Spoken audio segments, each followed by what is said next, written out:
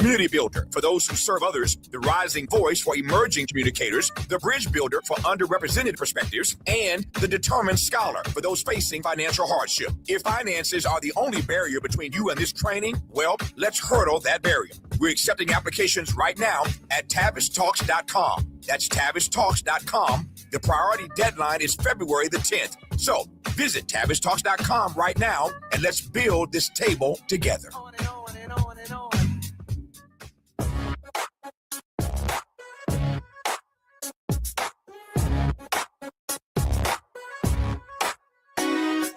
Jesse Jackson Jr. Show. The Jesse Jackson Jr. Show. The Jesse Jackson Jr. Show. The Jesse Jackson Jr. Show. Come on and talk with me. Come on and listen to me. Come on and talk with me. Come on and listen to me. KBLA, Top 1580, download the app.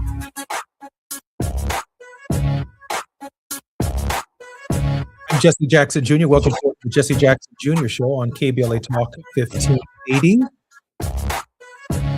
Our very special guest in this hour is Dr. Wilmer J. Leon III, PhD, political scientist, whose primary areas of expertise are Black politics, American government, and public policy.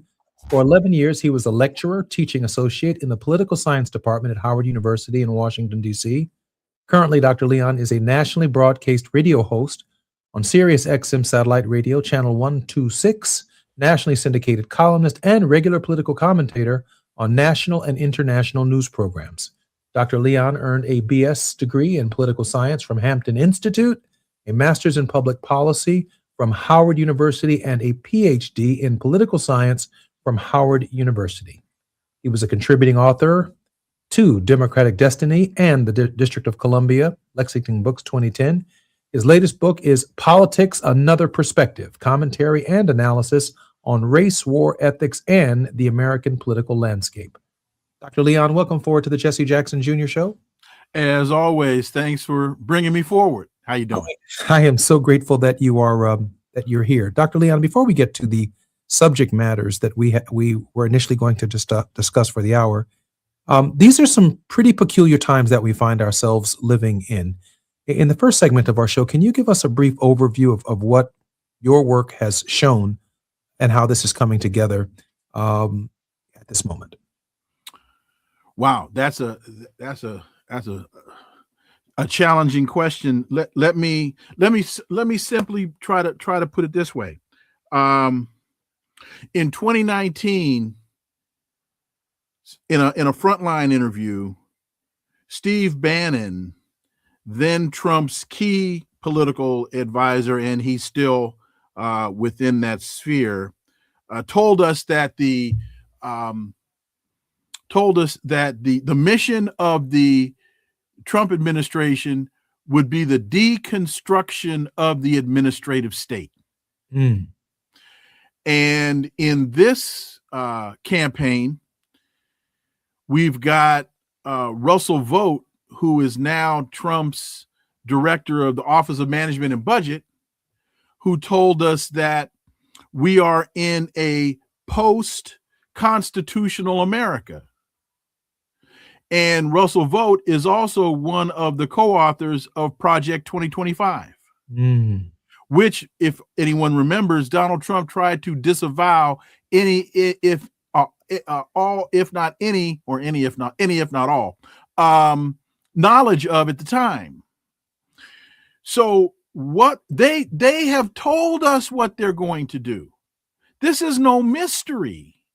And so it boggles my mind how, particularly when you listen to mainstream media, they want to they want to present this as though this is a shock. This is a surprise. When you listen to some of these town hall meetings coming from the Midwest, coming from red states, and you now have American soy farmers, you have American beef farmers. You have a number of other folks saying, we didn't vote for this. Yes, you did. Make no mistake. They told you very clearly what they were going to do. But you thought it wasn't going to happen to you. So what you're saying is, when you hear MAGA people, when you hear Marjorie Taylor Greene just said yesterday or the day before, MAGA is a lie. Marjorie Taylor Greene told us, but Marjorie, then you're a liar, because you donned the MAGA hat. You wrapped yourself up in the MAGA flag. You attacked anybody that 2 years ago was telling the truth that it was a fraud. But glad you finally found Jesus. So when you hear these folks say, I didn't vote for this, what they're saying really is, hold up. You weren't supposed to screw me. You didn't tell me you told me you were going to screw all them Mexicans. And I'm not Mexican. I'm not from Somalia. I'm not from Haiti. I'm white and I live in Iowa. And now I'm losing my farm because you canceled my soy contracts with China, and China now has gone to Brazil to get their soybeans. So what does that say about us? That is always my question. What does that tell us? My very special guest in this hour is Dr. Wilmer J. Leon, PhD, political scientist, whose primary areas of expertise are Black politics, American government, and public policy. He's a good friend of mine, and I'm particularly grateful that he's giving us a recap. When we come forward, we're going to talk about the Black church, the history of liberation in the Black church, and the meaning of Minneapolis. I'm Jesse Jackson Jr., listening to the Jesse Jackson Jr. Show on KBLA Talk 1580. More when we come forward. It's afternoon drive time with Jesse Jackson Jr. Only on KBLA Talk 1580.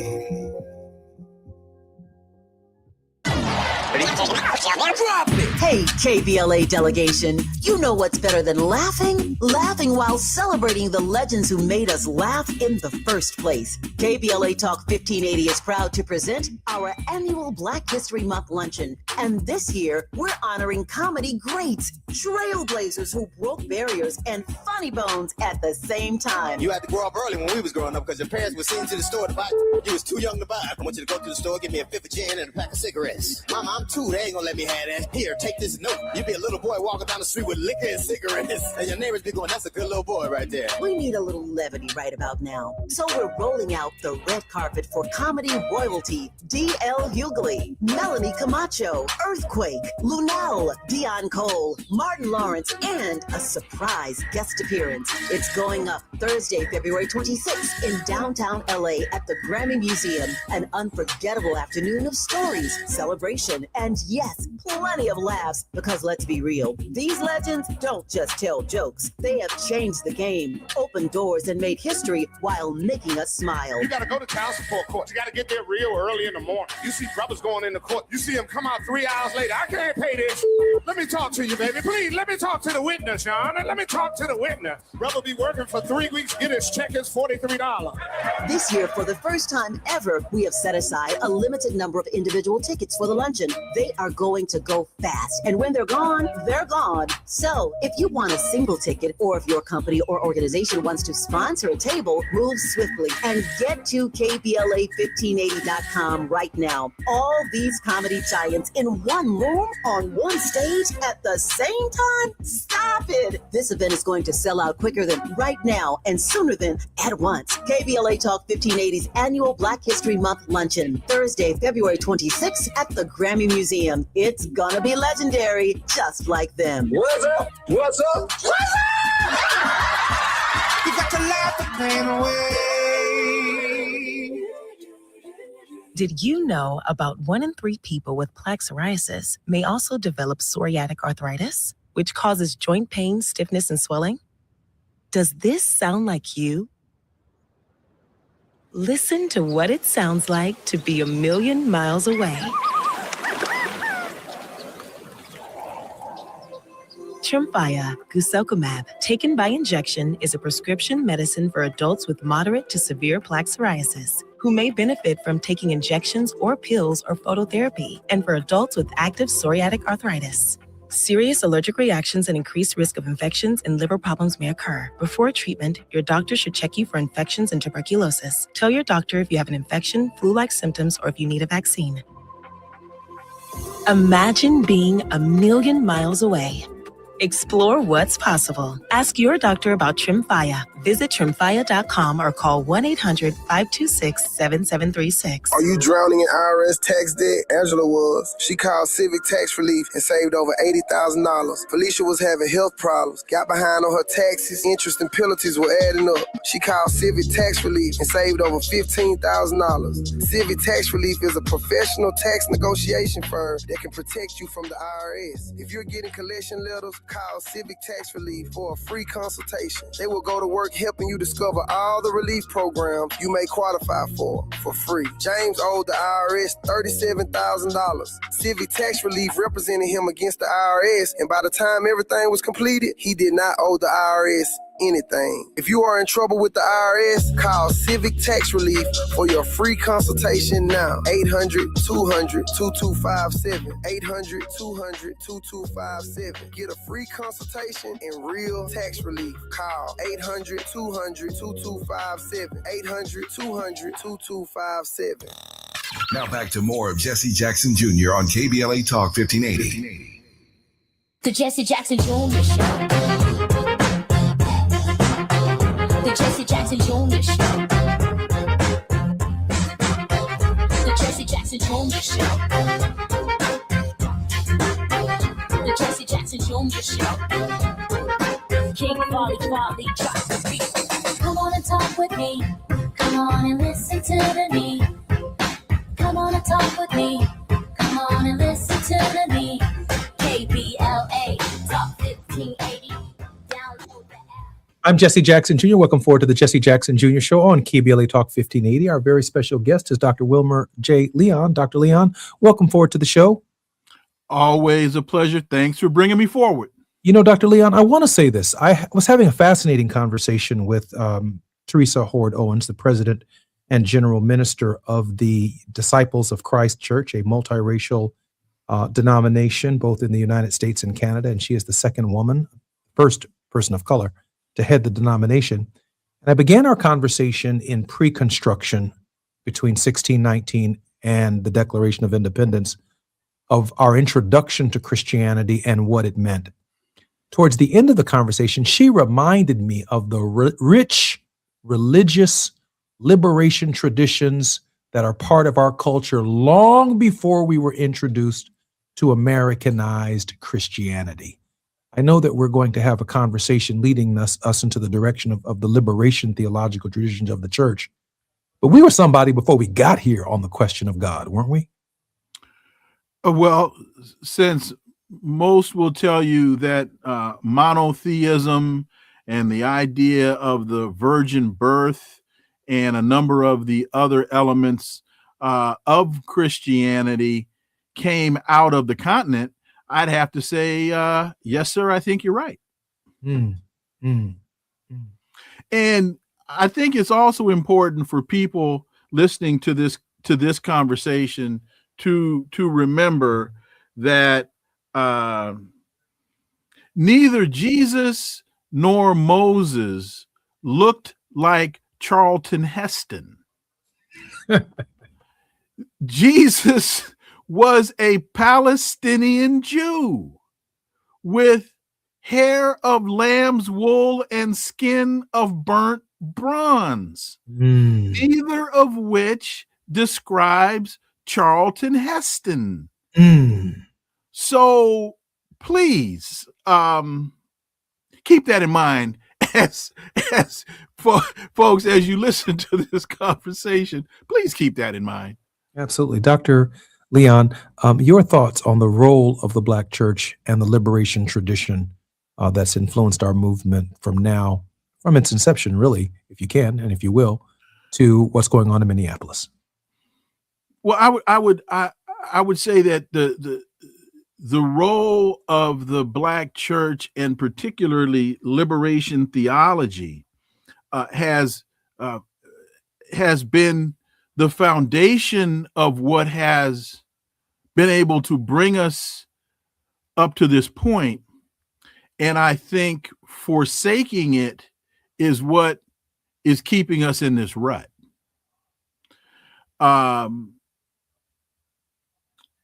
If you now, theology is your area of expertise, not mine. So I'm operating in terms of this conversation, I'm operating at an incredible disadvantage. I need to sit and listen to you as opposed to be sitting here talking with you. But I look at and read Howard Thurman. And I read and listen to Reverend James Cone, God of the Oppressed, and Black Theology and Black Power, and the Cross and the Lynching Tree. I think it was Cone, it might have been Thurman, but I think it was Cone who said, if your religious tradition is not based in and advocating your liberation, you're wasting your time. I think about Reverend Dr. Aubrey Hendricks and his book, The Politics of Jesus, because somehow we seem to have lost the understanding that what Jesus was advocating. He was in fact, I think it's Cone. No. It's Howard Thurman that talks about Jesus as a liberator. As a liberator. Aubrey Hendricks talks to us about Jesus in the political context in terms of what he was advocating, who he was advocating for, and why he eventually had to be assassinated. And so a lot of the very things that he was advocating during that time, we still find ourselves battling the same systemic challenges and problems. But somehow too many of us have gotten caught up in this the mega churches and what's it called, the when the not the economic theology, what do they call it, the prosperity gospel, all of those scams, and losing sight of, again, as Thurman said, Jesus as a liberator, and Cone telling us if your theology is not advocating your liberation, you are wasting your time. Aubrey Hendricks even goes so far as to explain the difference between gospel music and praise music. Isn't that something? Let me chime in right here. I posited a thesis in our conversation yesterday that I've been thinking about now for 24 hours. That while it is not written about, the Black liberation theological tradition actually comes from Black women. Now, you think about the limited access to the First Amendment after 1791 that Black people had on a plantation, or the slaves had on the plantation. What access we did have to some semblance of the First Amendment occurred in church on Sunday morning. They didn't worship with us. We had a day off from the field, a partial day off from the field. And the trauma in that church, in that space, was a husband who would beat his wife who might have been violated by the overseer or even by the master. And yet they brought it to Jesus every Sunday morning. Or even men who had been beaten or debauched, having to live with their wives and explain to them, or live with the idea that they had been taken advantage of. They brought it to Jesus on Sunday morning. To come to church one Sunday with your children and to go to church the next Sunday and your children have been sold. That's a lot to pray about. To come to church on Sunday morning and to know that your daughter had been taken advantage of by someone on the plantation, from the big house, if you will, from the plantation house, that's a lot to come and pray on. And so the Black church in its genesis in the United States has this dealing and reckoning with trauma at every level of the horrific experience of chattel slavery. Now, why do I say Black liberation theology has its tradition in Black women? When I think about Harriet Tubman was in ministry in the Underground Railroad. Mm-hmm. She quoted scripture often about being freed from this process. And while she was not in the pulpit on Sunday morning, we can only imagine, Dr. Leon, just how many preachers she had to cuss out who said, y'all better not go nowhere. Mm-hmm. And she said, no, we leaving here in the still of the night. Go down Moses. The liberation tradition for my father wasn't to be a preacher on Sunday morning, but it was to have a community organizing meeting called Operation Push on Saturday morning. He didn't want to compete with preachers and pastors. And so when I think about the traumatic experience and the experiences of suffering congregants at the inception of the Black church, again, the period where our rich religious cultural traditions and heritage became the enslavement period here in the Americas, I can't help but think how that tradition led to a liberation hermeneutic and ethic. But when I think about pastors now and others flying from the balcony of a church to the pulpit on stilts and all kinds of cords and cables and all of the entertainment that the tradition has become, there's almost no room for the traumatic experience that gave birth to the dash towards freedom. Dr. Leon? Well, you know, as you were just saying that, and talking about Harriet Tubman, and that she had to cuss out a lot of pastors because she says, we're leaving here in the still of the night. It took me to something your father said. Your dad came to Hampton my junior year. And that was the first time that I was able to be in close personal proximity to your father and to hear him live. And one of the things that he talked to us about in his lecture was you can't play it safe. And so that when you just talked about Harriet Tubman, that just took me to your dad, because when you say she's cussing out the pastor, saying we're leaving in the still of the night, what she was telling the pastor was, we can't play it safe. The pastor was saying, don't risk it. Don't risk it. She was saying, if we don't risk it, there's no biscuit. And then your father comes in 1979 to Hampton and tells us as students at Hampton, you can't play it safe. When your father was on that balcony at the Lorraine Motel, they weren't playing it safe.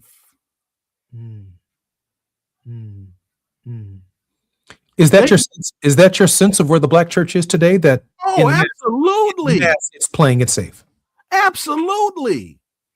That's what the prosperity ministry, that fraud called prosperity ministry, is all about. Don't risk your middle class security. Don't risk your. Do you want to have your Mercedes Benz repossessed? No, don't risk it. Play it safe. Go along with the program. Mr. Bobo will give you yours by and by. Why you want to argue with Mr. Charlie? No, don't do that.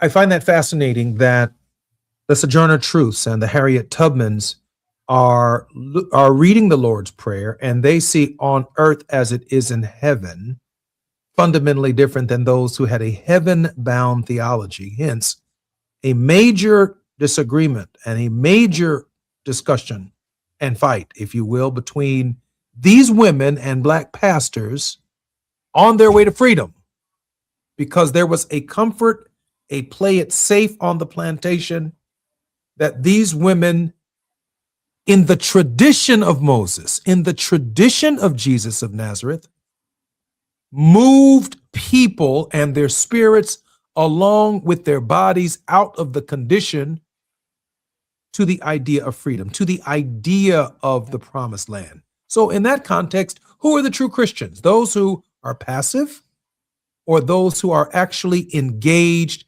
in the movement of the liberation of the people? I'd argue that women are at the foundation of liberation theology in their actions. I'm Jesse Jackson Jr. You're listening to KBLA Talk 1580. Our very special guest is Wilmer Leon. More when we come forward on KBLA Talk 1580. It's afternoon drive time with Jesse Jackson Jr. Only on KBLA Talk 1580.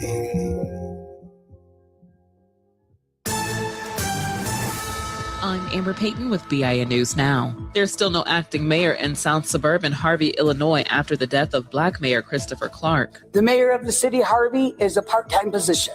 A special city council meeting failed to produce a winner, leaving alderperson Shirley Drewinski serving as mayor pro tem until another vote is scheduled. Journalist Don Lemon says his recent arrest was meant to embarrass him. The former CNN anchor told Jimmy Kimmel Live that federal agents detained him after he covered protesters who disrupted a church service in St. Paul. Lemon says his lawyer tried to argue a voluntary surrender but never heard back. And Black Los Angeles Mayor Karen Bass used her State of the City address to spotlight major events like the World Cup and Olympics while calling for unity in the city. She also said rebuilding in Pacific Palisades has been fast-tracked after last year's wildfire, even as critics accuse her of being unprepared and slow to help residents recover. Get BIN News Now on demand 24/7 on the iHeartRadio app. Think It Up is an initiative to activate student-powered, teacher-led learning projects. Students and teachers, how can you spark great learning experiences in your classrooms today? Join at thinkitup.org. This is the KBLA Sports Minute with Ray Richardson. The Clippers came home Monday night from a 3-game road trip and appeared to have some jet lag. They had a tough time with Philadelphia and ended up losing 128-113 at the Intuit Dome in Inglewood. Kawhi Leonard was the only bright spot for the Clippers with 29 points. The Lakers are at Brooklyn tonight, final game of their 8-game road trip. The NFL has some explaining to do. There were 10 openings in this offseason for a head coach. None of the 10 jobs went to an African American. The last 2 teams looking for a head coach, Arizona and Las Vegas, hired a white candidate to fill the position. NFL Commissioner Roger Goodell said the league needs to re-examine the Rooney Rule, which requires teams to interview at least 2 minority candidates. Somebody needs to tell Goodell that the coaching issue in the NFL goes way beyond the Rooney Rule. No debates, no speculation, just the info you need. That's your KBLA Sports Minute. I'm Ray Richardson. More news, opinions, and conversation when we come forward on KBLA Talk 1580.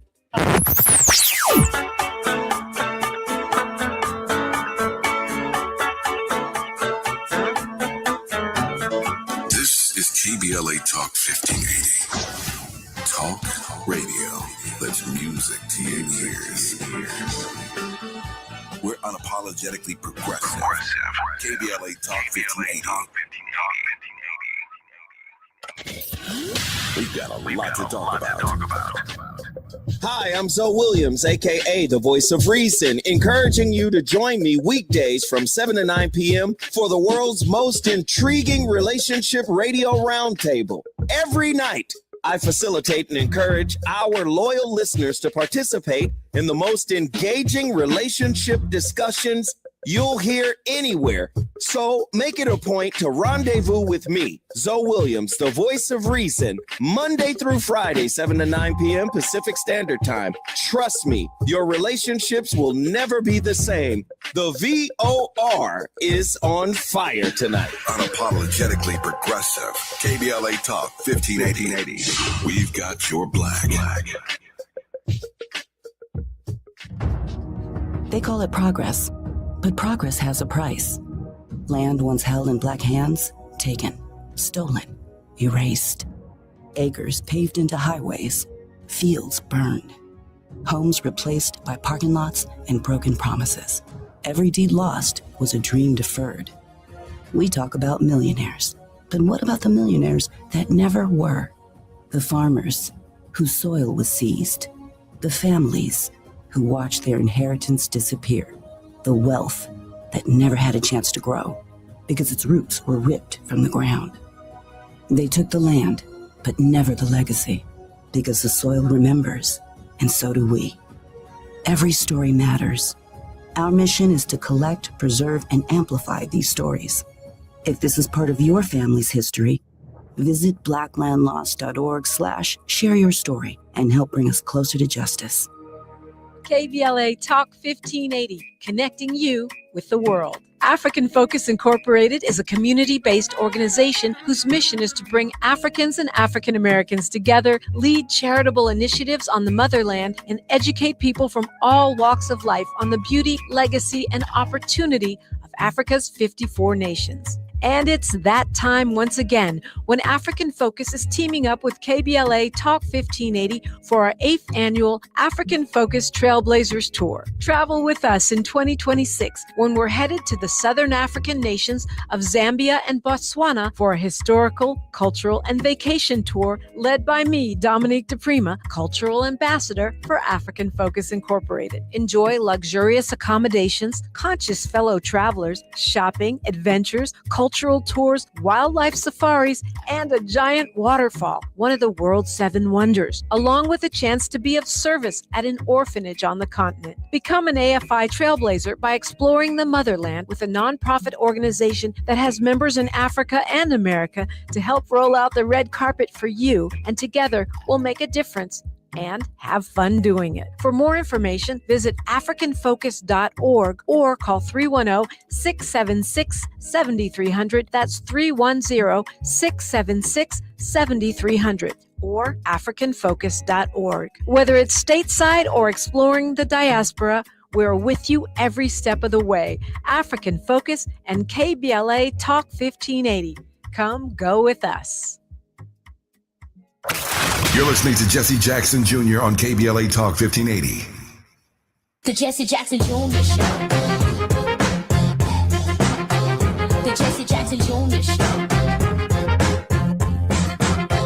The Jesse Jackson Jr. Show. The Jesse Jackson Jr. Show. King Quality drops the beat. Come on and talk with me.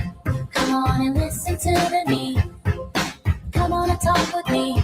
Come on and listen to me. KBLA Talk 1580. Download that. I'm Jesse Jackson Jr. Welcome forward to the Jesse Jackson Jr. Show. This is Tenacious Tuesdays, and our very special guest in this hour is none other than Dr. Wilmer J. Leon, PhD, political scientist, whose primary areas of expertise are Black politics, American government, and public policy. Dr. Leon is a regular contributor on truthout.org, theroot.com, politicsincolor.com, blacknews.com, Black Agenda Report, Black Politics on the Web, and over 200 newspapers and other websites across the country. He can also be seen as a regular contributor and analyst on TV One's News on Now with Roland Martin, Press TV, and RTTV. Dr. Leon, welcome forward to the Jesse Jackson Jr. Show. Appreciate the opportunity. Thank you. I'm so grateful that you're here, sir. Doc, if we can fast forward it to what we're looking at in terms of what's taking place in the United States today, in particular in Minneapolis. I know you have some profound thoughts about what we're looking at in terms of the disintegration of the democratic system and the republic itself. You know, one of the questions that I've been trying to answer is this whole issue in Minnesota really about immigration, or is immigration the excuse that's being presented as Donald Trump is testing the system to see how far he can push it as he wants to institute martial law? So I don't know, and it doesn't necessarily have to be a binary analysis. It doesn't necessarily have to be either or. Multiple things can be true at the same time. But he has stretched the border from California, Arizona, and Texas. He has stretched the border with ICE and border agents all the way up to Minnesota now.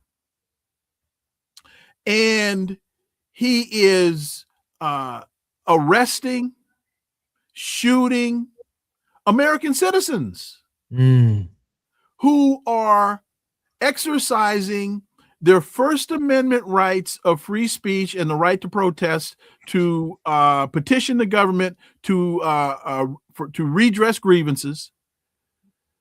Again, Russell Vogt told us that we are in a post-constitutional America.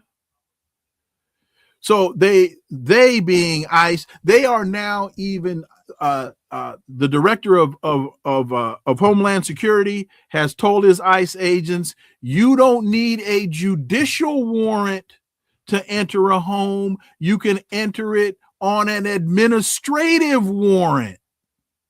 That's a direct violation of the Fourth Amendment. Absolutely it is. So, and again, when you look at who's being arrested, when you look at he's shooting white women in the face. He's not shooting Mexicans and Latinos and Somalis and Haitians. They shoot now. They in Minnesota shooting white people. So, you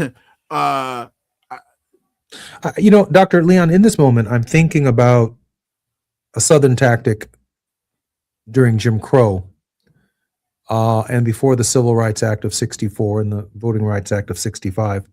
I'm thinking about the Southern governors and sheriffs and others who would encourage Black people to get on a bus, and he would send them to Massachusetts to meet the Kennedys.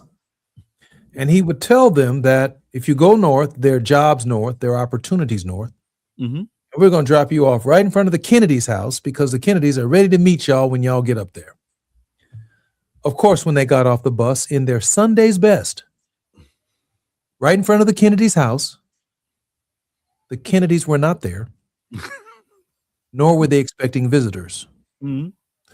And then I think about the only way Venezuelans and immigrants come into the United States by way of crossing the southern border.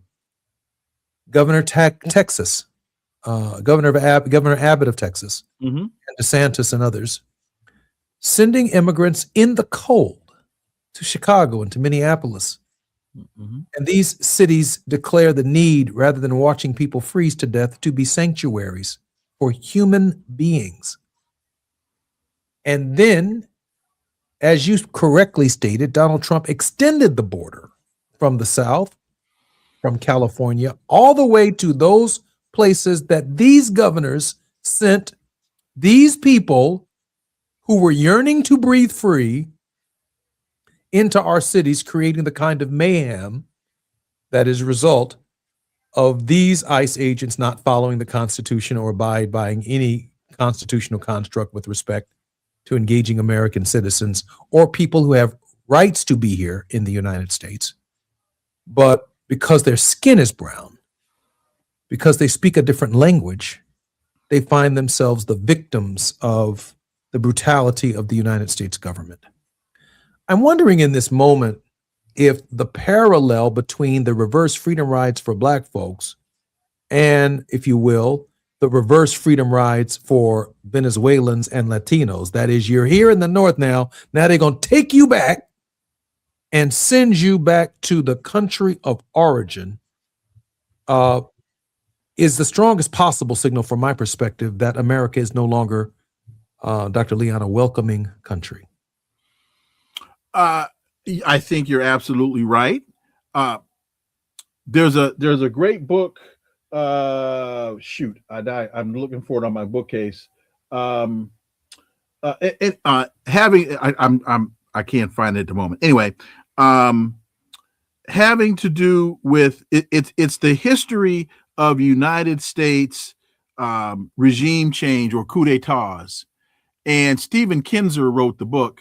And again, I'm drawing a blank on it. But anyway, the point is, folks that want to engage in this conversation about immigration, they need to understand the history of United States involvement in foreign countries. And because if you don't understand that history, then I don't think you can intelligently have a conversation about this issue. There's an adage with you being in and from Chicago. I think you know the saying, "Don't start nothing, won't be nothing." Mm-hmm. And so when you go back and look at the history of the United States involvement in Guatemala, go back and look at the history of the United States involvement in Nicaragua, and then ask yourself, why are these people leaving their homes, risking everything they have, including their lives, to come here? Well, and then ask yourself, why aren't we going to Guatemala? Why aren't we going to Nicaragua? Because we're good where we are. We're happy where we are. We're warm and fed where we are. So why aren't they? And then look at the history of their governments and the United States involvement in overthrowing their democratically elected presidents and prime ministers for the sake of United Fruit Company, for the sake of Domino Sugar, for the sake of other corporate interests, Shell Oil, British Petroleum in Iran. And then you'll start to understand why those people are coming.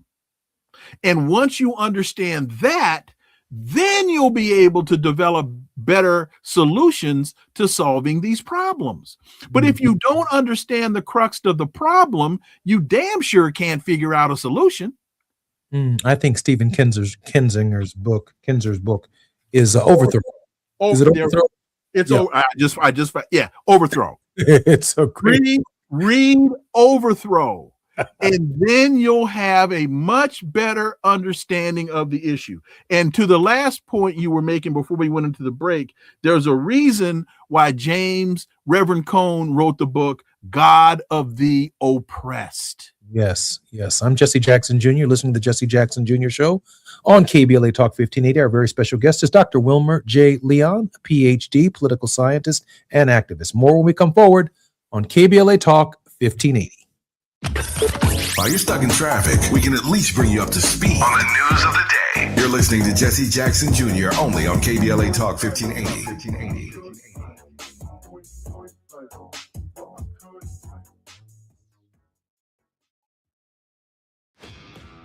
This is the story of the one.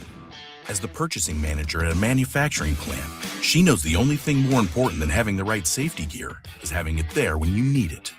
That's why she partners with Grainger for auto reordering, so her team members can count on her to have cut-resistant gloves on hand, and each shift can run safely and efficiently.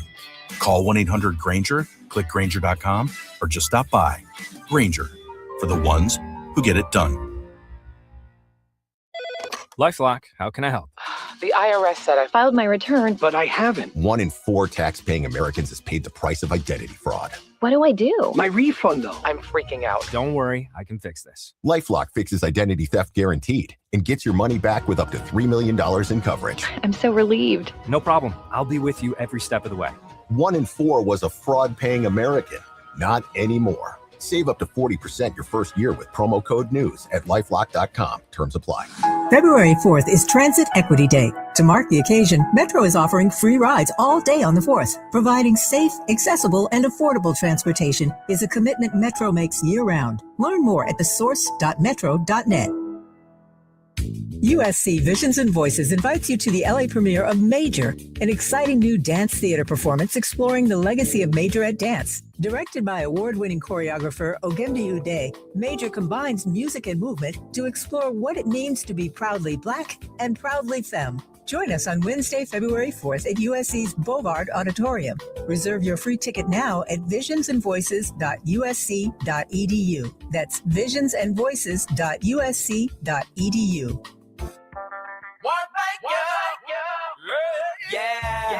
The California Crusader newspaper would like to thank all of our subscribers for their support throughout the years, proudly serving the South Los Angeles and South Bay areas for more than 40 years. The California Crusader is a multicultural, Black-owned, adjudicated newspaper that focuses on providing newsworthy information to the people in our community. We're constantly looking for ways to assist businesses in our community to connect with our subscribers. We provide low-cost, effective ways to promote your business with our reasonable and affordable advertising rates. You can participate by suggesting, sharing, and submitting your stories on the California Crusader newspaper Community Share Facebook group page, or visit our website at cal-cruise-news.com. That's cal-cruise-news.com. Then click on the Submit Now button located on the top right corner of the homepage, or text CCN to 42828. Again, text CCN to 42828. The California Crusader newspaper, working together to build a better community for our future. Subscribe today. KBLA Talk 1580. We've got a lot to talk about. KBLA Talk 1580, connecting you with services and solutions. Worried about eviction? You have rights, and Stay Housed LA can help. Stay Housed LA is a partnership between LA County, the City of Los Angeles, and local service providers. From Lancaster to Long Beach, we're here to help you with tenant education workshops, legal clinics, free legal services for eligible tenants, and online resources about tenant protection laws. Don't face eviction alone. Call our hotline at 1-888-694-0040. That's 1-888-694-0040. Or visit stayhousedla.org. Stay Housed LA, keeping Los Angeles residents in their homes. Stay Housed LA, your rights, your home, our community. This is a community call to action from KBLA Talk 1580. Now back to more of Jesse Jackson Jr. on KBLA Talk 1580. The Jesse Jackson Jr. Show. The Jesse Jackson Jr. Show. The Jesse Jackson Jr. Show. The Jesse Jackson Jr. Show. King Volley, drop the beat. Come on and talk with me. Come on and listen to the need. wanna talk with me? Come on and listen to me. KBLA Talk 1580. Download the app. I'm Jesse Jackson Jr. It's February 3rd, and there are key Black history events on February 3rd in the history of our people. In 1870, the ratification of the 15th Amendment occurred on February 3rd, granting voting rights to Black men. Autherine Lucy becoming the first Black student at the University of Alabama in 1956. Jack Johnson won his first title in 1903, a milestone highlighting major progress in civil rights, education, and sport. Eric Holder Jr. was sworn as the nation's first African-American Attorney General. Bill White named National League president in 1989. Former MLB player Bill White was named president of the National League, making him the first African-American to head a major U.S. sports league. And on February 3rd, the New York school boycott of 1964. Approximately 464 Black and Puerto Rican students boycotted New York public city schools to protest segregation. Every single day of the year, there is Black history. Dr. Leon, welcome forward to the Jesse Jackson Jr. Show. Thank you as always. Dr. Leon, let me, I know that we're going to be coming forward, and towards the top of the hour, you'll be giving us your word of hope. Why don't we first start, before some initial final thoughts, on how we can support your work and how can we listen to your programming? Dr. Leon. Well, thank you for that opportunity. I'm on Sirius XM channel 126 every Saturday from 11 to 2 p.m. Eastern time. So greatly appreciate folks tuning in there. I had a podcast which we had to suspend due to financial issues. So I'm working on bringing it back. I got a lot of support from folks in Chicago, and so we're working on bringing it back. So hopefully, once we get all that ironed out, you'll allow me to come back and let people know how they can contribute to the effort and bring the program back. That show, you can still go to YouTube and find it was called Connecting the Dots with Dr. Wilmer Leon. It was on Monday through Friday from 3 to 4 Eastern. But again, you can find me on Sirius XM channel 126 Urban View Saturdays from 11 to 2 Eastern. Doc, in light of that, and we do support your work, and we will have you back on to give more information about your program, Connecting the Dots, once it's ready to go. Don Lemon was arrested recently, Dr. Leon, and the attack on the First Amendment seems to be an attack on Black voices who are taking advantage of the First Amendment. Your thoughts, Dr. Leon? Well, I think there's definitely a direct attack on Black voices as it relates to the First Amendment. But when you look at all of the protesters, for example, in Minnesota that are being harassed, that's an attack on the First Amendment as well. Mm-hmm. The freedom to petition your government for redress of grievances. So I think that there is we because there are fewer of our voices in these types of spaces, for example, your show, my show, Don Lemon having been formerly on CNN, there are fewer of our faces in those spaces. When we come under attack, it is much more obvious than the average American.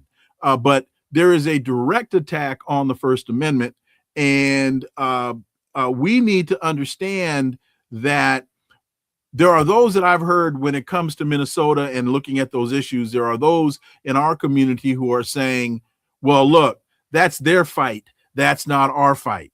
But we can't afford to take that position for a number of reasons. And because when they're done they are practicing on them, we will eventually be caught up in that dragnet. And when you look at the technology that's being used, the surveillance technology that's being used in Minnesota, that's being used in Chicago, that's being used in Los Angeles, the companies such as Palantir, which has a direct link to the Israeli Defense Forces, They are using the same technology that they've been employing against Palestinians. They're using that technology against us now. So there are so many tentacles that are tying the foreign to the domestic, the broader community to our community. We can't afford to sit back and say, this is not our fight. Dr. Leon, your thoughts on Carter G. Woodson and Black history and the significance of this month. I had a student ask me just last week what was one of my favorite books, and I said, The Miseducation of the Negro. And she said, why The Miseducation of the Negro? I said, because if you want to start to get an understanding of our plight, if you want to start to get an understanding of how the system has been used against us to create a particular narrative, a particular story, to convince us to go along and get along, and as your dad said, not play it safe. Miseducation of the Negro is incredibly well written, incredibly well researched, very, very easy to read. And I always recommend to people that say to me, where do I start? I tell them, start with that book. Du Bois is brilliant, but a challenge to read. You've got to sit down and dig in order to get through The Souls of Black Folk or The Ordeal of Manzard or Dusk of Dawn. But if you want to start in the right spot, I believe even his name just left me. So anyway, start with Du Bois. Start with Miseducation of the Negro and Carter G. Woodson. That will whet your appetite, and from there you'll be able to go on to other more challenging authors. One of my favorite passages in The Miseducation of the Negro is he talks about our spending patterns and he talks about our behavior. And he said that we had become so accustomed to the system of oppression that even if offered the opportunity to walk in the front door. There you go. I'm going to let you finish that for me, Doc. That if there is no front door, you will go to the back. You will create one. You will go to the back. And if there is no door in the back, you will create one for yourself. It doesn't get much more creative than that. And it doesn't get any simpler than that. Every day I meet someone who has the right to go in the front door. They're used to going in the back door. And Carter G says, if there is no back door, because you've been conditioned to going in the back of the restaurant, you will cut a hole in the wall and climb through it. Dr. Wilmer Leon, thank you for being our very special guest in this hour. Thank you, my brother. You're always welcome. I'm Jesse Jackson Jr. You're listening to the Jesse Jackson Jr. Show. We are taking a survey of Black history with some of the best and brightest thinkers there are in the nation at this hour, and Dr. Wilmer J. Leon is certainly one of them. Very grateful for his regular contribution to the Jesse Jackson Jr. Show. Carter G. Woodson was a pioneering American historian, educator, and author known as the father of Black history. More on the Jesse Jackson Jr. Show on KBLA Talk 1580 when we come forward on Tenacious Tuesday. Barbara Arnwine's up next, y'all. Beautiful. Come on, folks. Beautiful. Come on, folks. Beautiful. Tell her I said hello. I promise. I'll see you soon. All right.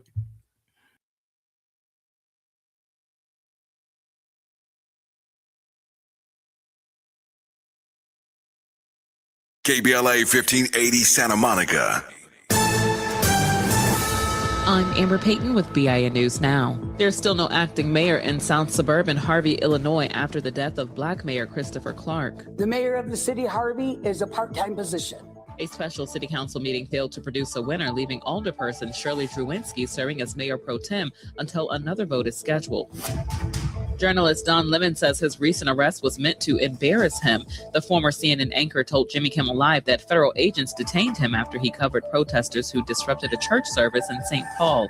Lemon says his lawyer tried to argue a voluntary surrender but never heard back. And Black Los Angeles Mayor Karen Bass used her State of the City address to spotlight major events like the World Cup and Olympics while calling for unity in the city. She also said rebuilding in Pacific Palisades has been fast-tracked after last year's wildfire, even as critics accuse her of being unprepared and slow to help residents recover. Get BIN News now on demand 24/7 on the iHeartRadio app. Think It Up is an initiative to activate student-powered, teacher-led learning projects. Students and teachers, how can you spark great learning experiences in your classrooms today? Join at thinkitup.org. This is the KBLA Sports Minute with Ray Richardson. The Clippers came home Monday night from a 3-game road trip and appeared to have some jet lag. They had a tough time with Philadelphia and ended up losing 128-113 at the Intuit Dome in Inglewood. Kawhi Leonard was the only bright spot for the Clippers with 29 points. The Lakers are at Brooklyn tonight, final game of their 8-game road trip. The NFL has some explaining to do. There were 10 openings in this offseason for a head coach. None of the 10 jobs went to an African American. The last 2 teams looking for a head coach, Arizona and Las Vegas, hired a white candidate to fill the position. NFL Commissioner Roger Goodell said the league needs to re-examine the Rooney Rule, which requires teams to interview at least 2 minority candidates. Somebody needs to tell Goodell that the coaching issue in the NFL goes way beyond the Rooney Rule.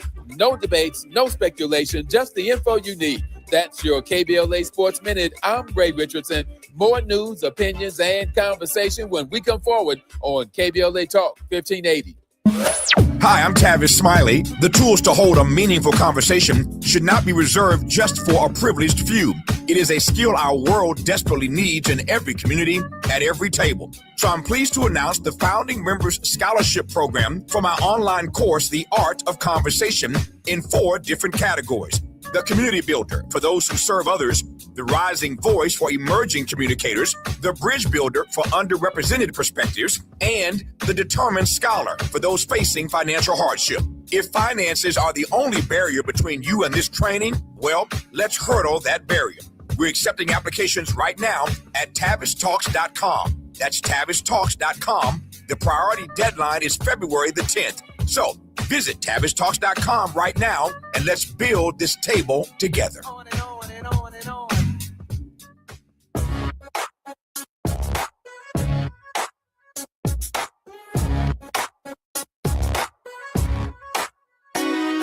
Jesse Jackson Jr. Show.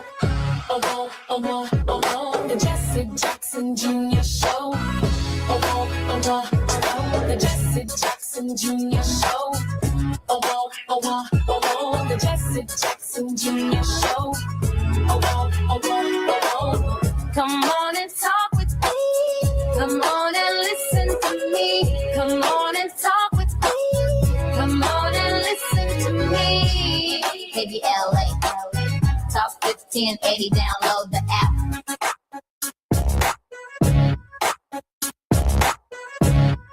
I'm Jesse Jackson Jr. Welcome forward to the Jesse Jackson Jr. Show. It's Tenacious Tuesday on the Jesse Jackson Jr. Show. Our very special guest in this hour will be Barbara Arnwine, and she'll be coming up momentarily. But I want to read an editorial that I wrote for the Hill newspaper that appeared in today's Hill. You can find it at thehill.com. And it's titled, Millions of Americans Rely on the Affordable Care Act. They deserve an upgrade. More than 20 million Americans are getting hit with raging premiums for continued coverage under the Affordable Care Act, also known as Obamacare. Many of them will be priced out of affordable coverage. They've already had their last doctor appointments and picked up the remaining prescription covered under their insurance.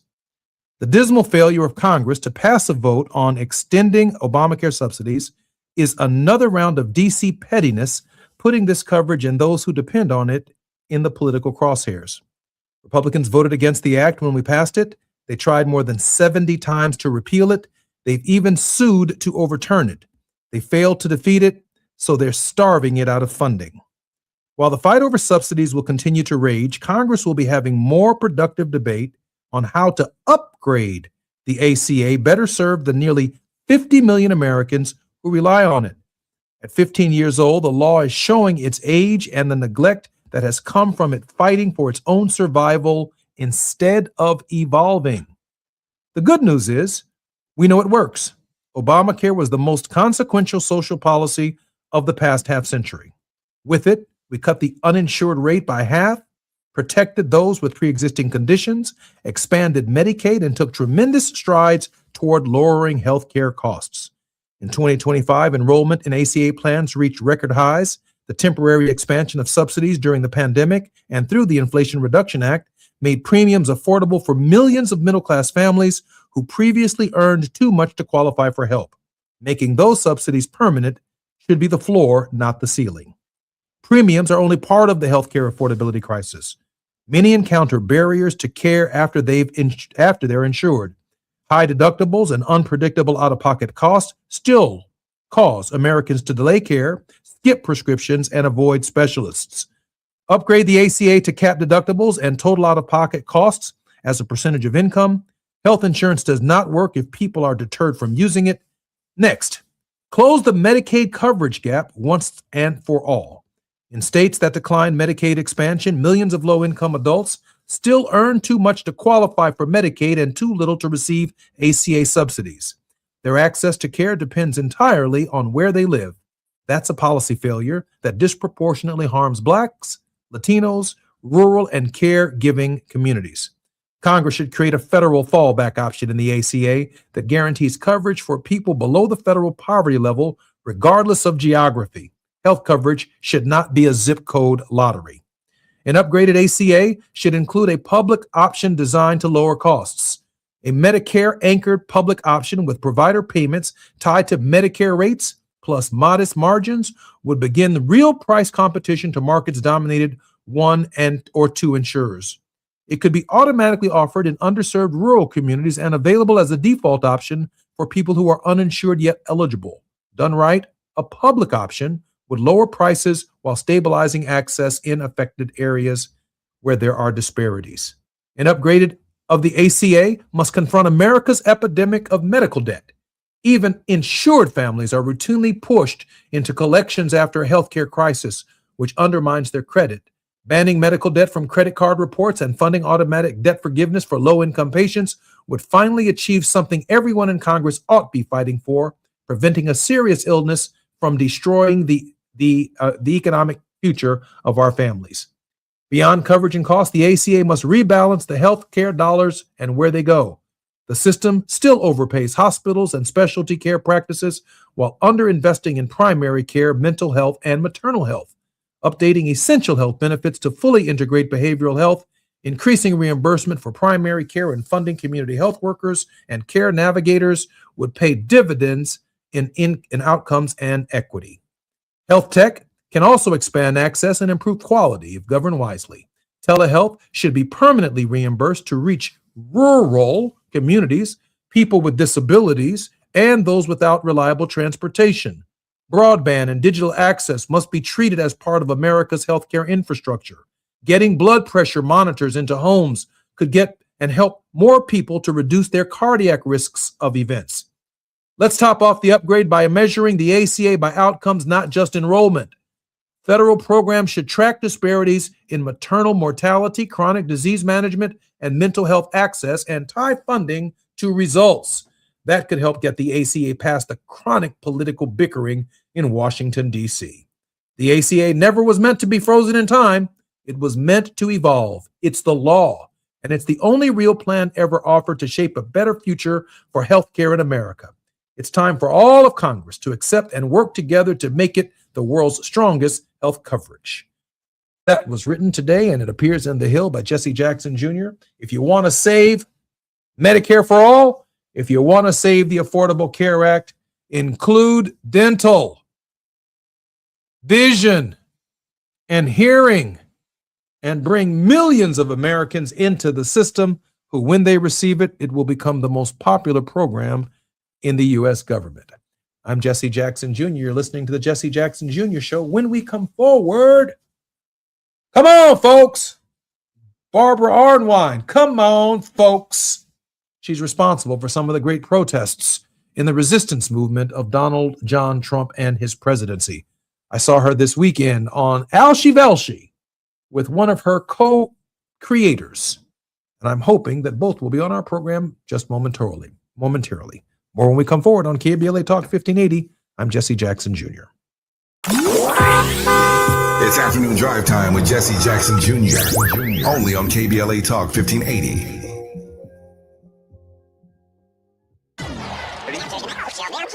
Hey, KBLA delegation, you know what's better than laughing? Laughing while celebrating the legends who made us laugh in the first place. KBLA Talk 1580 is proud to present our annual Black History Month luncheon. And this year, we're honoring comedy greats, trailblazers who broke barriers, and funny bones at the same time. You had to grow up early when we was growing up because your parents were seen to the store to buy.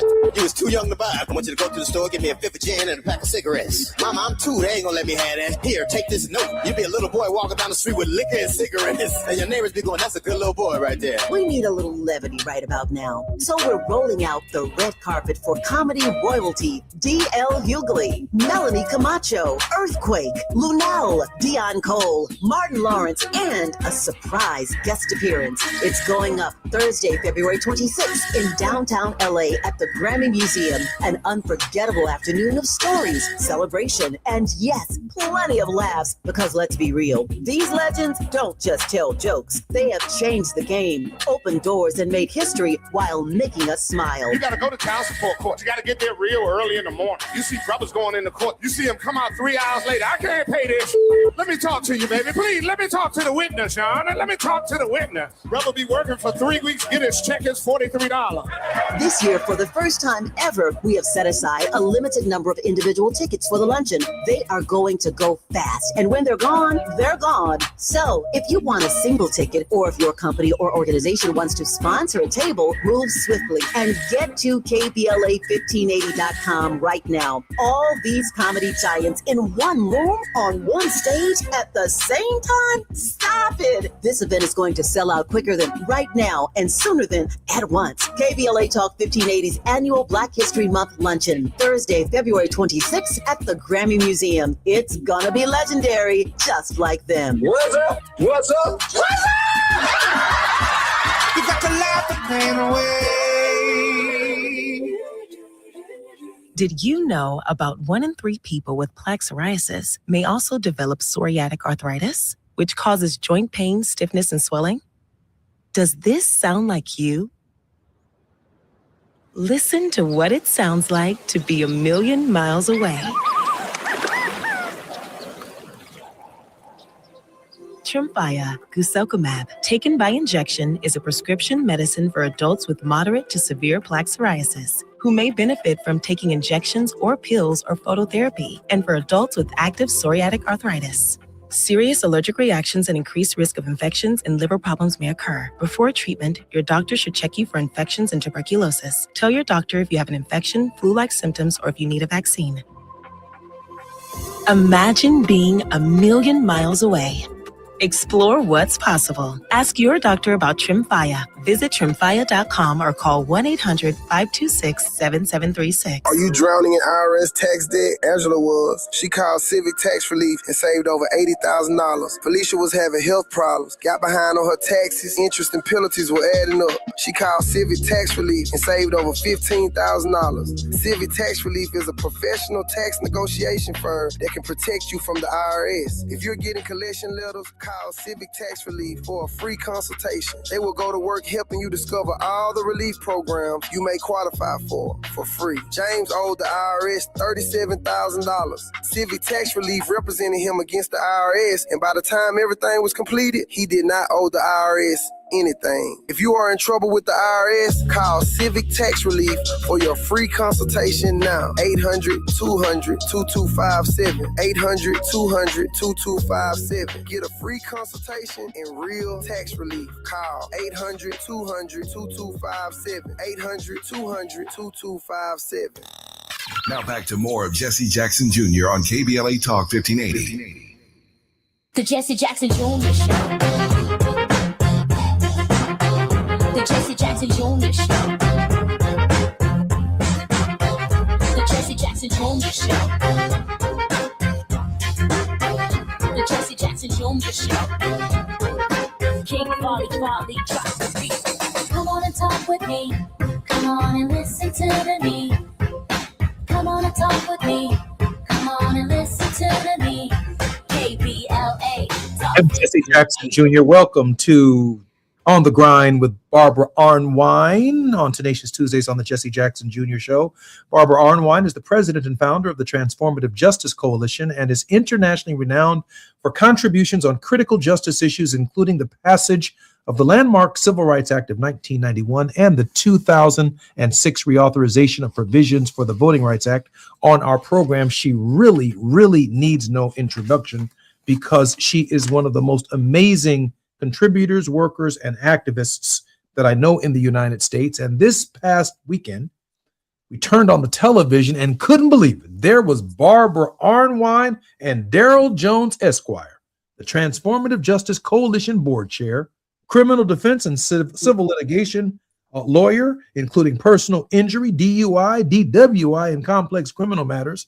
A career litigator, Mr. Jones has served as an assistant state's attorney in Anne Arundel County and has litigated before every major jurisdiction in the state of Maryland. Barbara Arnwine, Mr. Chairman, welcome to the Jesse Jackson Jr. Show. Thanks for having us. Mr. Chairman, welcome to the show. Thank you so much. It's a great pleasure to be here with you. Barbara, the producer and I were particularly fascinated by your appearance on Alshi Valshi, and he was just gushing. He was just gushing with enthusiasm for the work that you and the coalition has put in terms of the resistance movement. And ultimately, I think he even raised the question of a general strike. Why don't you share with us first your experience with Mr. Velshi, and then I'm going to ask the chairman if he would share his experience with Mr. Velshi, as well as the context. Please, both of you, share the context within which your engagement with Mr. Velshi was so important this particular weekend. Well, it's fascinating because I have been on, a number of what was then MSNBC shows, and of course it's now MS Now, and I've been a huge admirer of Ali Velshi because I just loved, Lawrence O'Donnell. So The Last Word is one of my favorite shows on MS Now, and Velshi is always, his substitute mostly, and I just love, watching him handle that show and his own weekend show. He's brilliant. He's so studied, and he's so dedicated. I mean, he really does a fantastic job. I find him, that he has the kind of intellectual prowess that you see in Lawrence O'Donnell and so many of the other top, anchors. So he's really quite amazing. And it was an honor to be on the show. We were there to talk about what's going on in Minneapolis, what's happened to our Black journalists and activists in Minnesota, and talking also in the First Amendment, and talking very much about No Kings 3. So those were the things we were on the show to elucidate. And it was a pleasure to be on with Daryl Jones, my co-leader, who is always on the mark. Mr. Chairman, the Transformative Justice Coalition is on the forefront of a national movement to potentially shut the country down if, in fact, the administration does not bow to the will of the people as opposed to asking the people to bow to its will. Your thought about the Transformative Justice Coalition in this hour and what we must do next. Yeah. Thank you for that, Jesse. And I tell you, I can think of no better person to be on the front line with than Barbara Arnwine. And I'm gonna tell you, the Transformative Justice Coalition, we've linked arms with the No Kings Coalition. So we're there with Indivisible, we're there with several other national organizations, and we're all in lockstep. And what the focus is right now is on everything that's happening in our country. The focus is on, the stops, the unconstitutional stops of immigrants that are occurring not simply in Minneapolis, but throughout the country. The focus is on all of these things that are happening, the seizure of voting materials, voting data, out of Fulton County, Georgia. I mean, all of these major issues that are happening are threatening our democracy.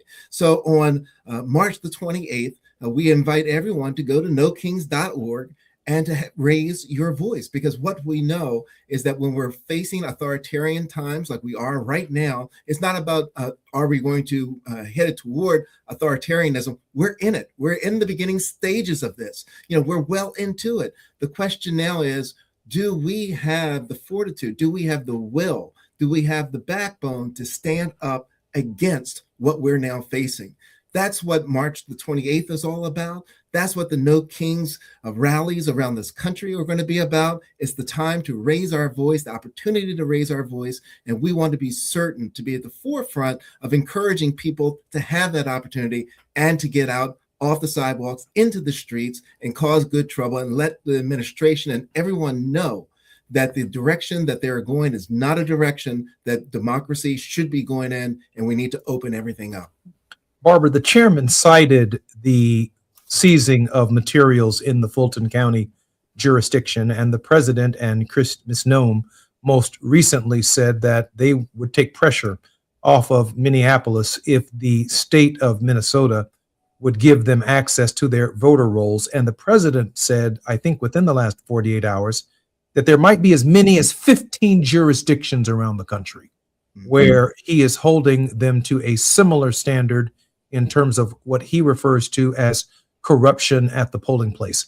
Are we really looking at the president interfering with in a very substantive and forthright way with the midterm elections? Well, he has made the Department of Justice and Pam Bondi, who sent that horrid letter to the governor of Minnesota, 2 hours, did you hear me? 2 hours after the murder of Alex Pretty, saying we will withdraw everyone, all of ICE, our National Guard, and stop the Minnesota surge. If you will give me your voter database. I mean, it's just so clear that what this Justice Department that authorized and ran that raid in Fulton County, that what they're all about is 2026. Allegedly, they said Fulton County was about 2020 in the past election. No, people, no. Don't fall for that. Because all they're saying is that they want to know who voted in 2024, 2020, and they want to know how they can block those voters. And it is critical that we protect voters. Thank God, and I give all the praise to every single jurisdiction that has said no to the Trump administration, who has asked for their voter databases. Who do you think these 15 cities are? Come on, folks. Don't you know who they are? He done been calling them forever. You just take any city with a strong African-American voting base, and that's who he's talking about. Don't be fooled, but I don't want to miss something here. Folks, fascism is about achieving its goal. It will not stop. It will kill whites if it has to, and it has. And it will keep killing white people. It'll keep killing anybody who gets in their way. It has no respect for the individual, no respect for the Constitution, no respect for our rights. All it cares about is domination and its ability to occupy and dominate every single sector in this country.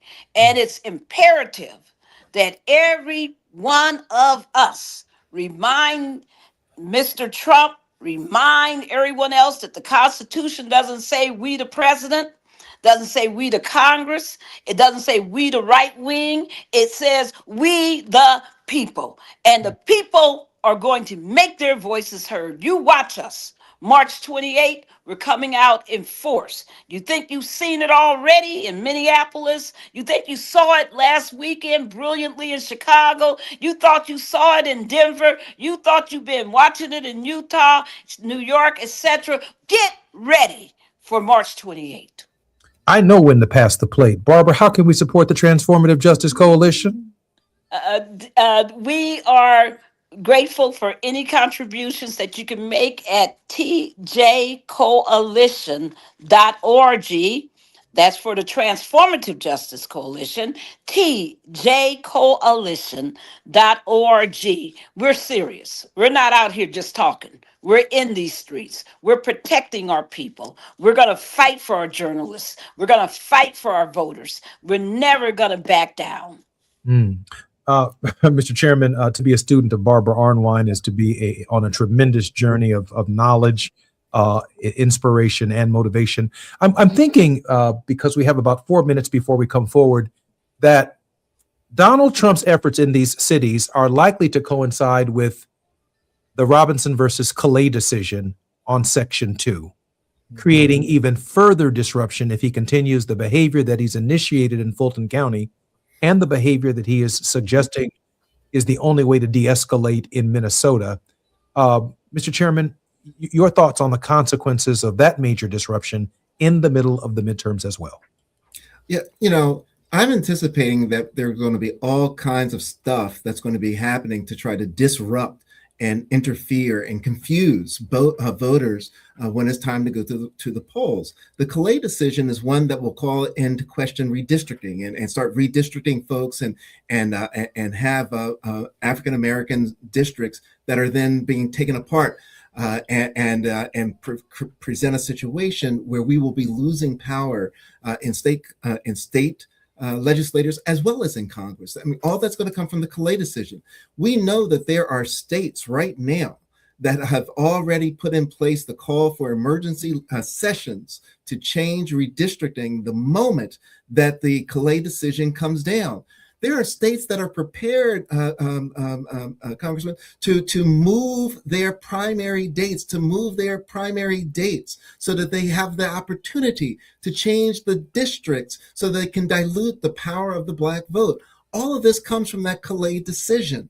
And I tell you, when you start putting the confusion that will come along with when do I vote, where do I vote, who can I vote for, along with the actions that are being taken by the Trump administration in Fulton County, where they're going and seizing ballots and pushing forward with what is a form of voter intimidation of what's going on there. You have all this ball of confusion that's occurring, and it's going to be incumbent upon everyone to be certain that you remain vigilant and protect your vote. Understand, be certain also that you go to vote.org and check your voting status and see if they've moved the place where you're supposed to go and vote.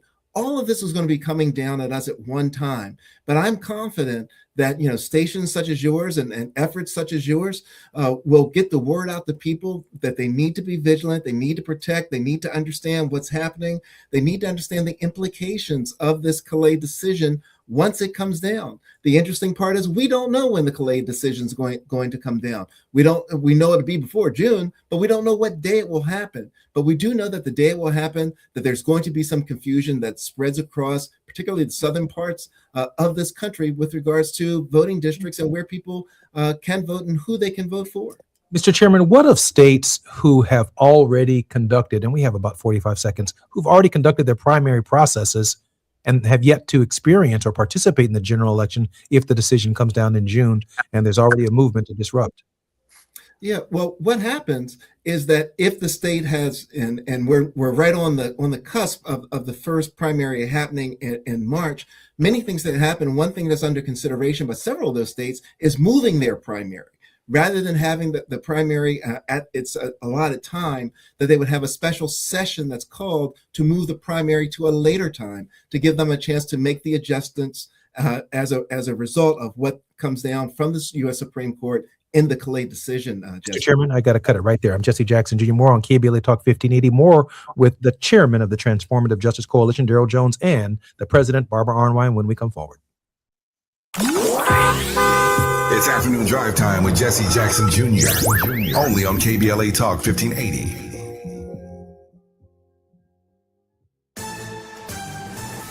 I'm Amber Payton with BIN News Now. South Florida Democrats are calling for a permanent extension of temporary protected status for Haitians, a day after a judge blocked the Trump administration from ending it. These are our community leaders. These are small business owners. Party Chair Nikki Fried says Florida is home to about half of TPS residents and is urging a pathway to citizenship for more than 350,000 Haitians facing violence and unrest back home.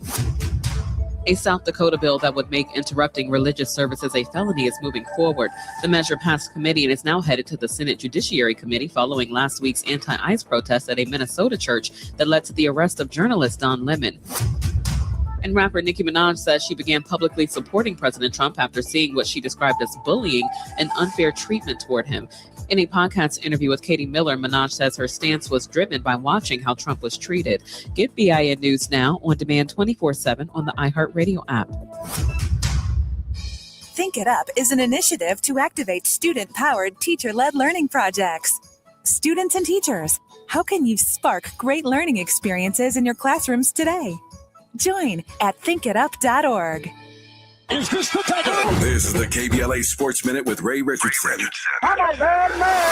The Clippers came home Monday night from a 3-game road trip and appeared to have some jet lag. They had a tough time with Philadelphia and ended up losing 128-113 at the Intuit Dome in Inglewood. Kawhi Leonard was the only bright spot for the Clippers with 29 points. The Lakers are at Brooklyn tonight, final game of their 8-game road trip. The NFL has some explaining to do. There were 10 openings in this offseason for a head coach. None of the 10 jobs went to an African American. The last 2 teams looking for a head coach, Arizona and Las Vegas, hired a white candidate to fill the position. NFL Commissioner Roger Goodell said the league needs to re-examine the Rooney Rule, which requires teams to interview at least 2 minority candidates. Somebody needs to tell Goodell that the coaching issue in the NFL goes way beyond the Rooney Rule.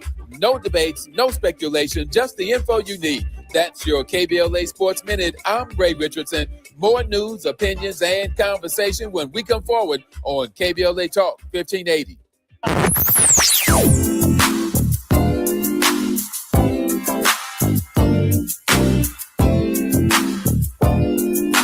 This is KBLA Talk 1580. Talk radio. That's music to your ears.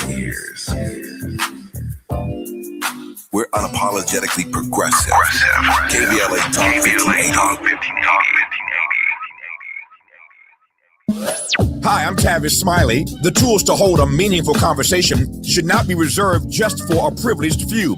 It is a skill our world desperately needs in every community, at every table. So I'm pleased to announce the Founding Members Scholarship Program for my online course, The Art of Conversation, in 4 different categories. The Community Builder, for those who serve others, the Rising Voice for emerging communicators, the Bridge Builder for underrepresented perspectives, and the Determined Scholar for those facing financial hardship. If finances are the only barrier between you and this training, well, let's hurdle that barrier. We're accepting applications right now at TavisTalks.com. That's TavisTalks.com. The priority deadline is February the 10th. So visit TavisTalks.com right now and let's build this table together. LADWP urges everyone to always keep safety top of mind.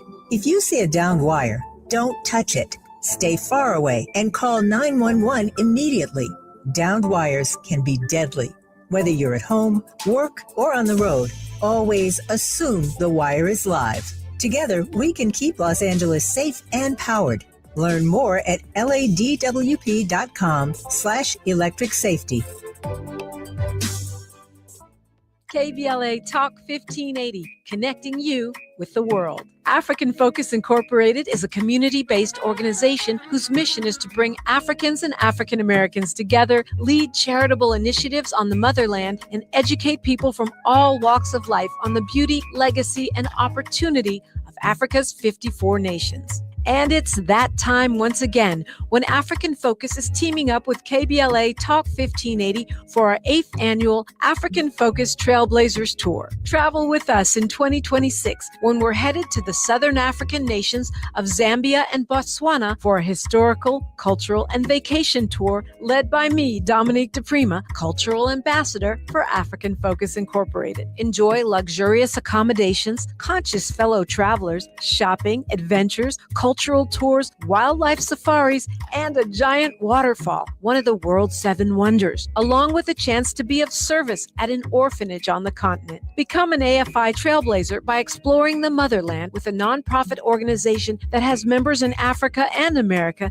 to help roll out the red carpet for you, and together we'll make a difference and have fun doing it. For more information, visit africanfocus.org or call 310-676-7300. That's 310-676-7300 or africanfocus.org. Whether it's stateside or exploring the diaspora, we're with you every step of the way. African Focus and KBLA Talk 1580. Come go with us. You're listening to Jesse Jackson Jr. on KBLA Talk 1580. The Jesse Jackson Jr. Show. The Jesse Jackson Jr. Show. The Jesse Jackson Jr. Show. The Jesse Jackson Jr. Show. King Volley, drop the beat. Come on and talk with me. Come on and listen to me. Come on and talk with me. Come on and listen to me. KBLA Talk 1580. Download the app. I'm Jesse Jackson Jr. Welcome forward to the Jesse Jackson Jr. Show and Tenacious Tuesday with Barbara Arnwine, where we're on the grind, and the chairman of the Transformative Justice Coalition, Daryl Jones Esquire. In 1870, on this date, the ratification of the 15th Amendment granting voting rights to Negro men. On this date, Eric Holder in 2009 was sworn in as the nation's first African-American Attorney General. And on this date, February 3rd, New York City school boycott in 1964, approximately 464,000 Black and Puerto Rican students boycotted New York City public schools to protest segregation. Barbara, Black history is every single day of the year. Attorney Arnwine? Barbara, I think we have you muted. Absolutely, 365. In fact, I would urge everyone listening and watching to please go to tjcoalition.org because we have a daily series out on Black History Month. And what we are doing, we're doing a number of things. One thing we're doing is making sure people know about the voting rights struggle as a part of Black history. All the many people, many of whom you never heard of, all the many events, most of which you have not heard of, that led to our having voting rights. Not just the what Congress did, but the fight in the states, the fight across this nation for African American voting rights. But we also are doing something new this year. Instead of just having the events and the major figures in the adult section, we have created a children's series where we tell the story of the history detectives, 3 young children and their dog Prince, and their whole effort to uncover and preserve Black history regarding voting rights. And this time they're looking at the Declaration of Independence. It's really well done. It's produced by Caitlin Arnwine, and it's a product of the Transformative Justice Coalition. So if you want something daily, something where you can learn and something where you can teach your children or your children that you work with, please go to tjcoalition.org. Mr. Chairman, I had the privilege of speaking for your organization and for you just 2 years ago, I believe it was. And in this moment, I'm reflecting upon the rich history that was Perrin J. Mitchell, that was and is Kwesi Mfume, then Elijah Cummings, and now Kwaisi Mfume again. The district that you are in, along with Barbara Arnwine, is one of the most sacred African-American congressional districts in the entire country. Can you share with us some reflections on the significance? I believe it's the 12th. So yeah, that's in Baltimore City. That's correct.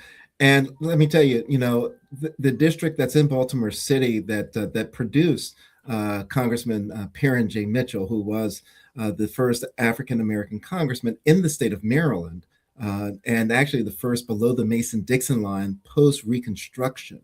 And he went on, he was one of the founders, as you know, of the Congressional Black Caucus, and was one of the chairmen of the Congressional Black Caucus. When Congressman Mitchell no longer served in that capacity, it then went to Kwaisi Mfume, who he too then became one of the chairmen of the Congressional Black Caucuses. Once Kwaisi Mfume left office and went with the NAACP as their chair, it then went to Elijah Cummings.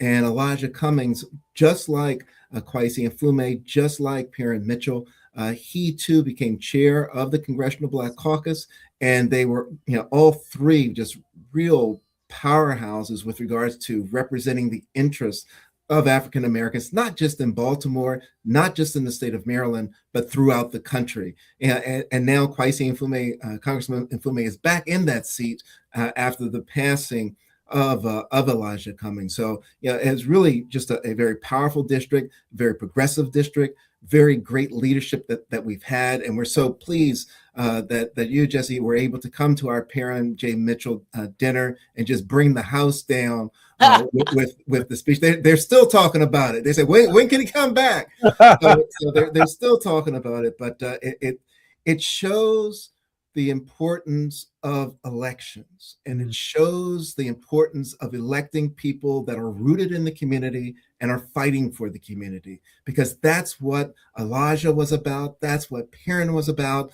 That's what Kwaisi continues to be about. They're not many celebrities. They're there to do the work. They're there for the position, not for the celebrations. I was thinking in this moment that one of the things that I learned, even though I've always known and had access to the Ralph Metcalfs of the 1st Congressional District of Illinois, and the Cardis Collins, who succeeded her husband in the 7th Congressional District of Illinois. And of course, Gus Savage was like an uncle to me on the south side of Chicago when I was growing up.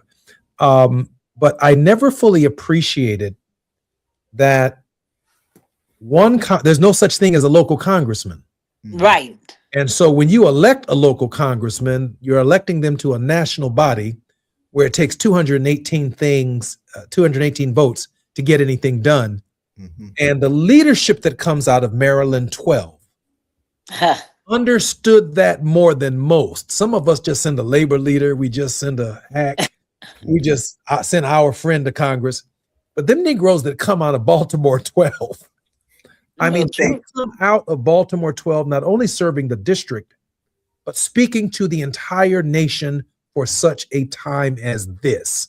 They are extremely, very, very difficult shoes, Barbara, to fill. I am so proud of the people of Baltimore. People just don't understand.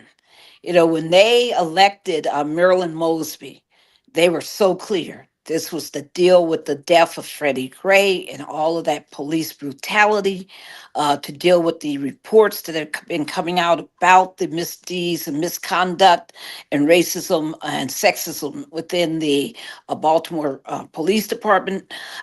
This is a... Mr. Chairman, I think we lost Barbara for election. I'm sorry, Barbara. Yeah. Do you have me now? Yes, ma'am. I think we've lost her again, Mr. Chairman. Mr. Chairman, so Barbara was making this point about the 12th district and its leadership. We have about a minute and a half before we come forward. Mr. Chairman, let me allow you to finish. Baltimore City has just produced just phenomenal leadership, and it didn't begin with Perrin Mitchell. Let's see what Congressman Perrin Mitchell. We had Clarence Mitchell, who was the Lion of the Senate. Right. Absolutely. That was Right. there. So the whole Mitchell family that is there, and they've all produced, all of them out of Baltimore have produced for the people of Baltimore, for the state of Maryland, and for the country. I am I'm amazed at the rich history that is. While I was there, I visited Perrin Mitchell's childhood home and the neighborhood that he grew up in. And for those of us who are African Americans and have any appreciation of the role that these African Americans played in Second Reconstruction, in setting the foundation for the privileges and the rights that we enjoy in the modern era, I can only reflect upon in this moment that their contributions were so great that I am equally as concerned that the era that we live in, we might find ourselves looking, Barbara, at fewer and fewer African Americans in Congress and in state legislatures. And that should be deeply troubling even for Maryland 12. Yes. And it's imperative. Barbara, Folks. Gina's giving me the signal. I promise you. We'll discuss this when we come forward. I'm Jesse Jackson Jr. More on KBLA Talk 1580 when we come forward. You're listening. While you're stuck in traffic, we can at least bring you up to speed on the news of the day. You're listening to Jesse Jackson Jr. only on KBLA Talk 1580.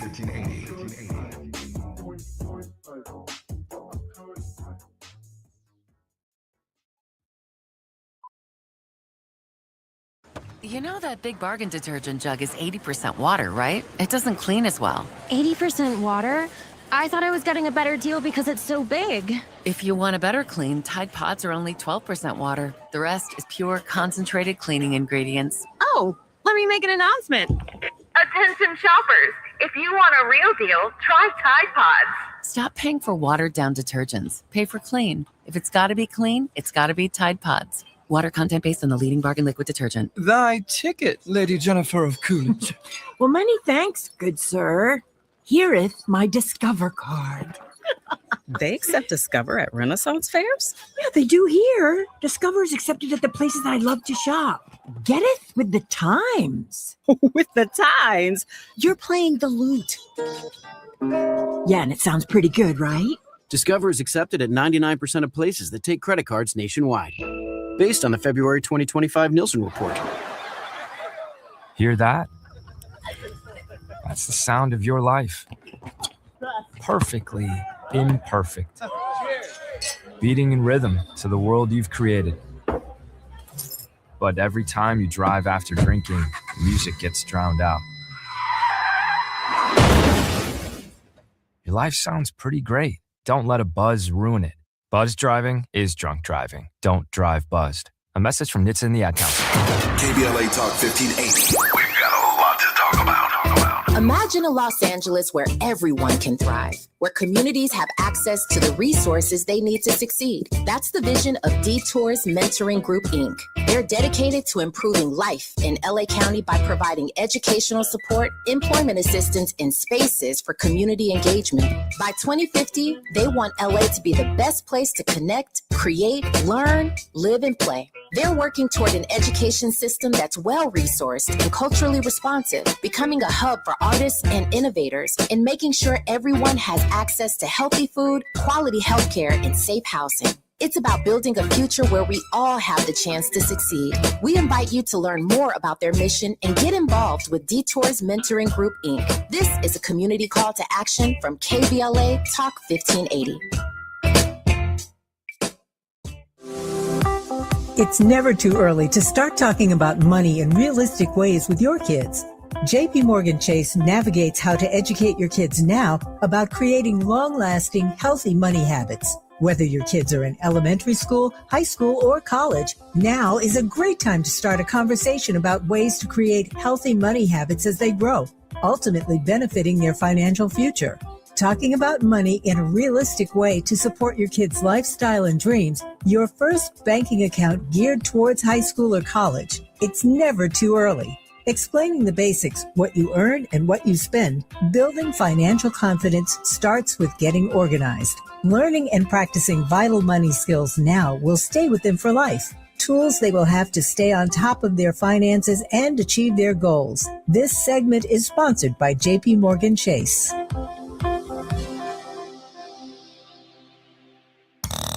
Now back to more of Jesse Jackson Jr. on KBLA Talk 1580. The Jesse Jackson Jr. Show. The Jesse Jackson Jr. Show. The Jesse Jackson Jr. Show. The Jesse Jackson Jr. Show. King Volley, drop the beat.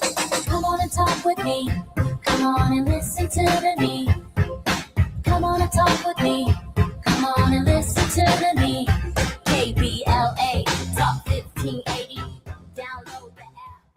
It's Tenacious Tuesdays on the Jesse Jackson Jr. Show. Our very special contributing guest, the president of the Transformative Justice Coalition, none other than Barbara Arnwine, where we're always on the grind with her. Today, she's brought the chairman of the Transformative Justice Coalition, attorney Daryl Jones, and I'm particularly grateful that both of them are here on our program.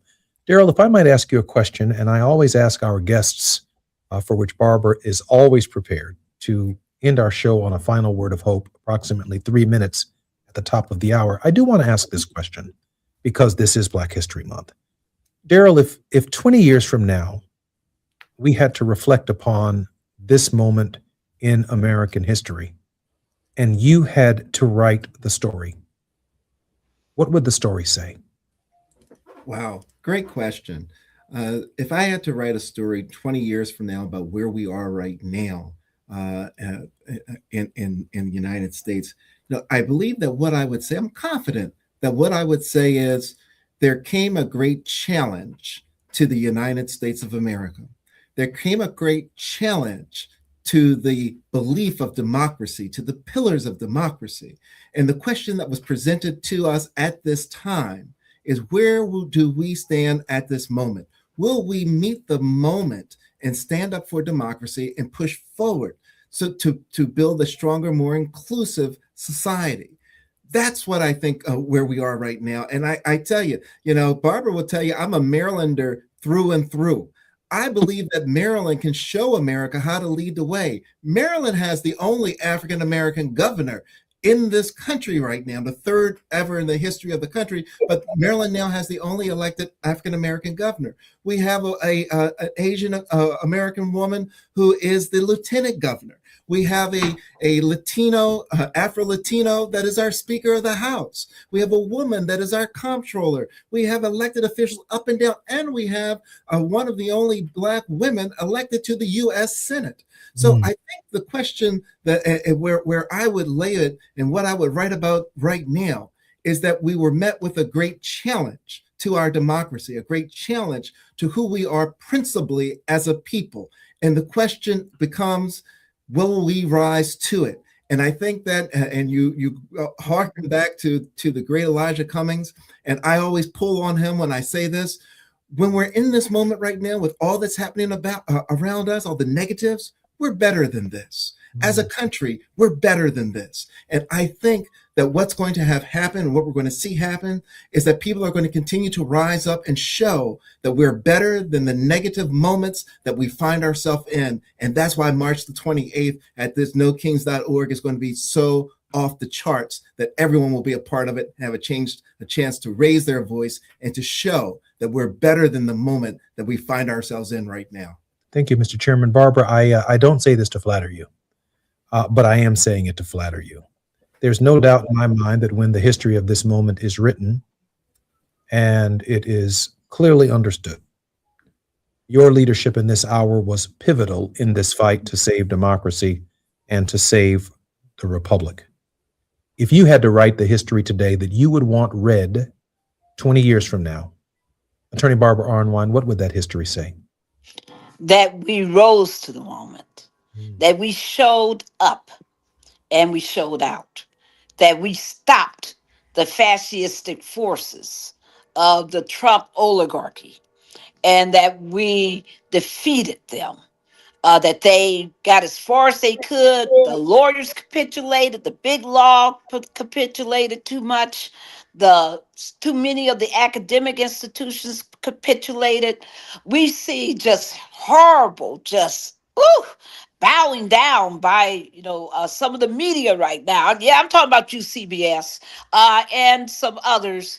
But it's imperative that the message, that the lesson is that the people never bowed, and that we got out in the streets, that we made it evident that we would not have it, that we voted in like we did in Texas, strong people to show that we don't accept and don't agree with this Trump agenda, that we will make it clear that we took charge of our democracy by respecting all of our constitutional rights, especially our First Amendment rights, especially our civil rights, and that we stood up and that we spoke out and that we fought with everything we had.